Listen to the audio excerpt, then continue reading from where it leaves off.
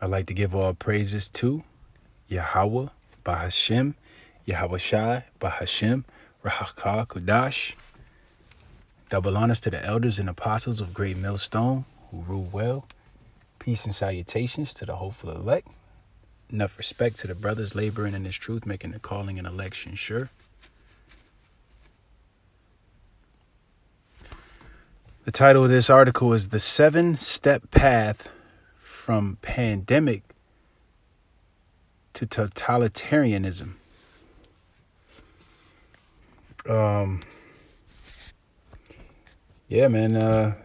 It says there are just 7 steps from pandemic declaration to permanent totalitarianism, and many jurisdictions are about to start step 5. Sounds spooky. Let's see here. It says, as if it was planned in advance, billions of people around the globe are being forced to step by rapid step into a radically different way of life, one that involves far less personal, physical, and financial freedoms. It says here is the template for rolling this out. Step 1. A new virus starts to spread around the world. The World Health Organization declares a pandemic. International agencies, public health officials, politicians, media, and other influential voices fan fear by focusing almost exclusively on the contagiousness of the virus and the rising number of cases, and by characterizing the virus as extremely dangerous. It says, within a few days, governments at national and local levels, Salakia. It says, within a few days, governments at national and local levels also declare states of emergency. At lightning speed, they impose lockdown measures that confine most people to their homes, starting with closing schools and shut down much of the global economy. World markets implode. The stunned, fearful, and credulous public, convinced over the previous few years that their bodies do not have the natural ability to react to pathogens by producing antibodies that confer long-lasting immunity, largely complies willingly. The first weekly... Wow, that's crazy. It says let me read that again. A stunned and fearful and credulous public, convinced over the previous few years that their bodies do not have the natural ability to react to pathogens by producing antibodies that confer long-lasting immunity. It says largely complies willingly. It says the first weekly virtual class on local emergency and crisis responses to COVID-19 is held for mayors and other city officials around the world, coordinated by a handful of American organizations in the academic, medical, financial, political, and transportational spheres. It says the classes feature guests ranging from Barack Obama to Bill Gates. Step 2, national, state, provincial, and municipal leaders, as well as public health officials, start daily press briefings.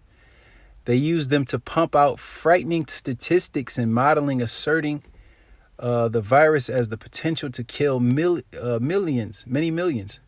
Most of this information is hard to decipher and sheds little real light on the natural course of the virus's spread through each geographic area. Officials and media downplay and distort inconveniently low death tolls from the virus and instead focus on alarming statistics produced by compliant academics, social media influencers, and high-profile organizations. Let me read that one more time. It says officials and media downplay or distort inconveniently low death tolls from the virus and instead focus on alarming statistics produced by compliant academics, social media. So they basically, drum up all this false, these false statistics by compliant academics, social media influencers, and high-profile organizations to basically get people to do what they want them to do, even though the statistics don't even match. But they're gonna use this to their advantage. Let me read on. The main message is that this is a war and many lives are at stake unless virtually everybody stays at home. Mainstream media amplify the trope that the world is at the mercy of the virus. Simultaneously, central banks and governments hand out massive amounts of cash largely to benefit the big banks. And they bring in giant private sector financial firms to manage the process. Despite these global companies' very poor track record in the 2008-2009 crash, governments also rapidly start to create trillions of pounds worth of programs that include compensating businesses and workers for their shutdown related losses. Step 3. There's a concerted effort by all levels of government and public health to very rapidly ramp up testing and viral RNA along with production of personal protective equipment. They push aside the need for regulation, including quality standards and independent verifications of tests, rates of accuracy by insisting that fast approval and rollout are imperative for saving lives. Models are released that predict snowballing of numbers of cases, hospitalizations, and deaths, even under best case scenarios.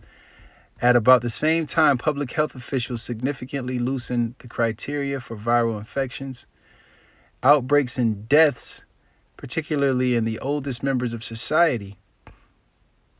That increases the number of cases and deaths ascribed to the new pathogen. The media continue to clamor for more testing and for severe punishment of people who aren't completely compliant with the lockdown measures. As a result, there's little backlash as police and military with sweeping new powers enforce these measures and give stiff penalties or even jail terms to those who disobey orders. States also monitor with impunity massive numbers of people's movements via their cell phones. Vast human resources are focused on tracking down people who have had contact with a virus-positive individual and confining them to their homes. Thus, the portion of the public exposed to the virus remains relatively small. It also contributes to social isolation. Among many effects, this enables those in control to even further erase individual and collective choices, voices, and power. Yeah, so they stop people from rallying together, keeping them at home. Step 4. When the numbers of cases and deaths start to plateau, local officials claim it's too early to tell whether the virus has finished passing through their population and therefore restrictive measures must continue. An alternative narrative is that if such measures aren't kept in place, there will be a resurgence of cases and deaths. Yet another is that the continuing climb in elderly persons' deaths means all bets are off for the time being. They admit that initial models incorrectly predict there would be a tsunami of cases, ICU admissions, and deaths. However, they assert more time is needed before it can be determined whether it's safe to loosen some of the restrictions and let children return to school or adults go back to work. Officials do not try to calculate the overall skyrocketing costs of their populations and economies of the shutdowns and other measures against, nor do they discuss what cost level may be too high. They and powerful media organizations also push for the massive virus testing overcapacity to be used to surveil the general population for viral DNA in their bodies. At the same time, the rollout begins of widespread blood testing for antibodies to the virus. Meanwhile, new data are published showing the virus has a high capacity to mutate. Scientists and officials interpret this as meaning a larger medical arsenal will be needed to combat it. So you know how they set up here? They just said it says many jurisdictions are about to start step 5. So here we are. We're getting down here to step 5. Read all that to get to step 5, and I think they said how many was it? 7 phases, right? Let me go to the top, see how many phases. It said a 7-step path. So here's number 5. Let me get down there. Salakia. Number 5, it says, about 2 or 3 weeks later, the dramatic increase in testing for viral DNA produces the desired goal of a significant upsurge in the number of people found positive for the virus. Public health officials add jet fuel to the surge by adding to their case and death tallies the large number of people who are only suspected and not lab test confirmed to have had an infection. Politicians and public health officials tell the populace this means they cannot return to their jobs or other activities outside the home for the time being.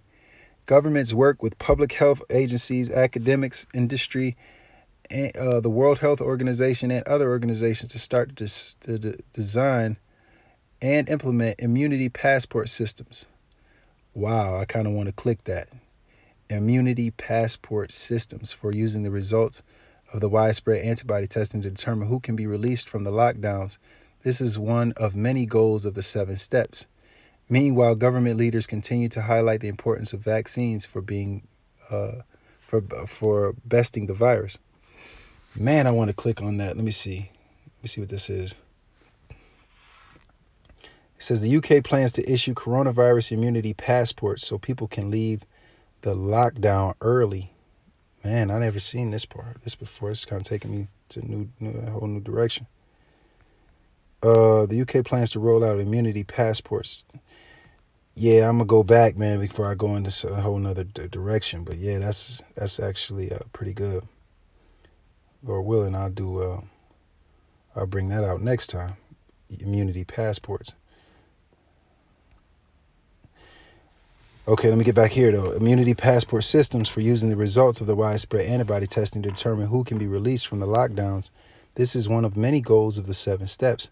Meanwhile, government leaders continue to highlight the importance of vaccines for besting the virus.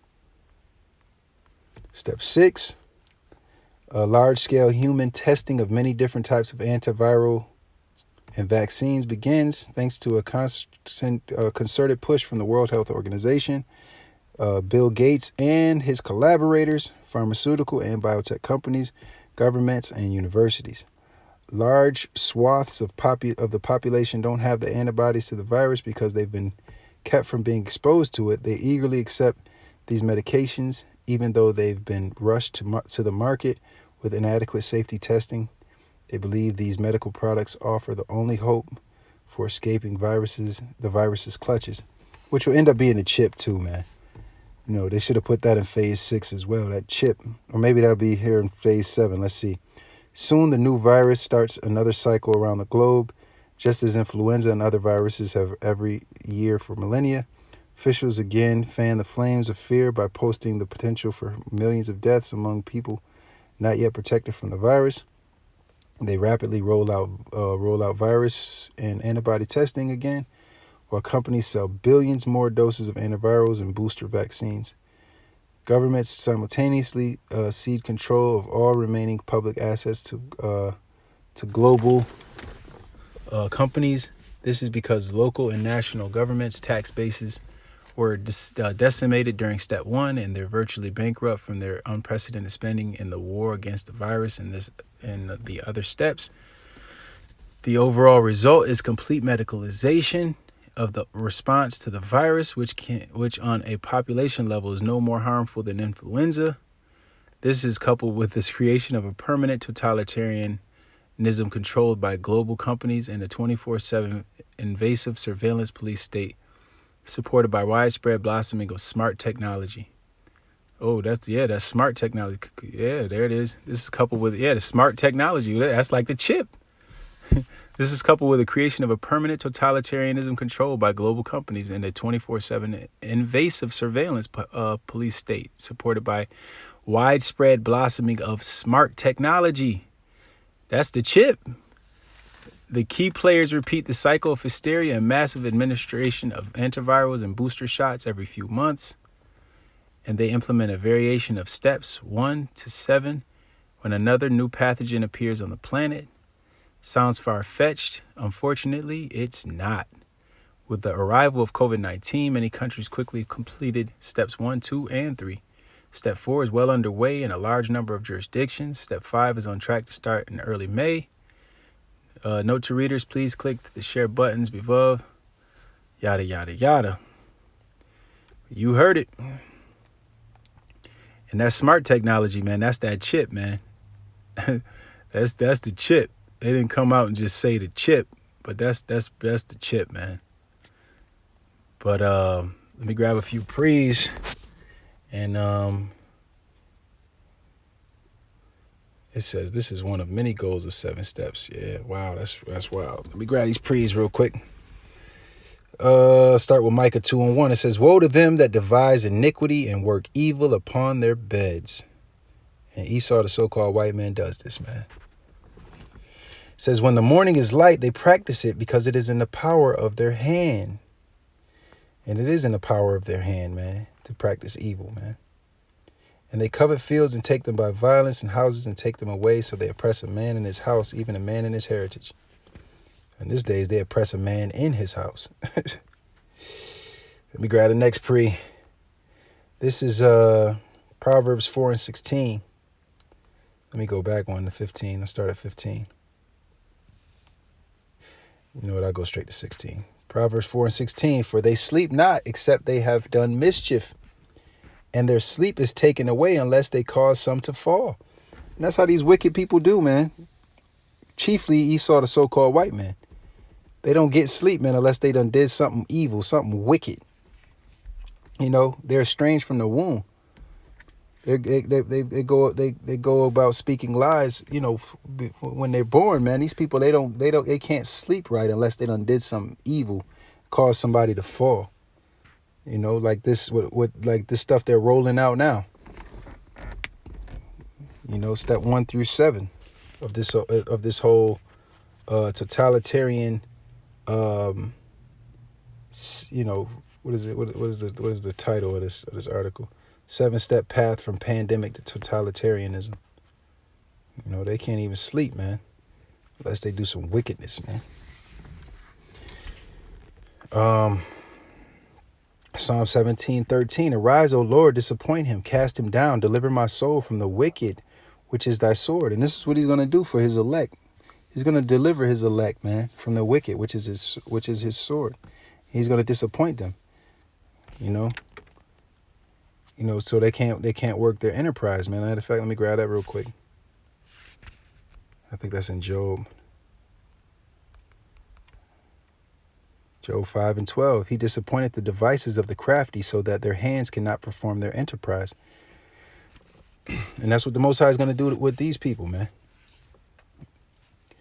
He's going to disappoint them so that their hands can't perform their enterprise, man, their craftiness. He's going to disappoint them, and he's going to deliver his people from the wicked. This is Proverbs 1:17. "Surely in vain the net is spread in the sight of any bird." Yeah, these fowlers, man, they're spreading a net. We've already been given the playbook. You know, we already know what you're trying to do, but you're spreading a net and we can already see it. So you're spreading a net in the sight of a bird. And we are the birds watching you spread the net. We already seen what you're doing. Proverbs 1:17. "Surely in vain the net is spread in the sight of any bird." Psalms 91:3. "Surely he shall deliver thee from the snare of the fowler and from the noisome pestilence." That's right, man. So yeah, man. With that, I want to give all praises to Yahweh, Bahashem, Yahweh Shai, Bahashem, Rahakah Kodash. Double honors to the elders and apostles of Great Millstone. Peace and salutations to the hopeful elect. Enough respect to you brothers laboring in this truth, man. Shalom. On to the next.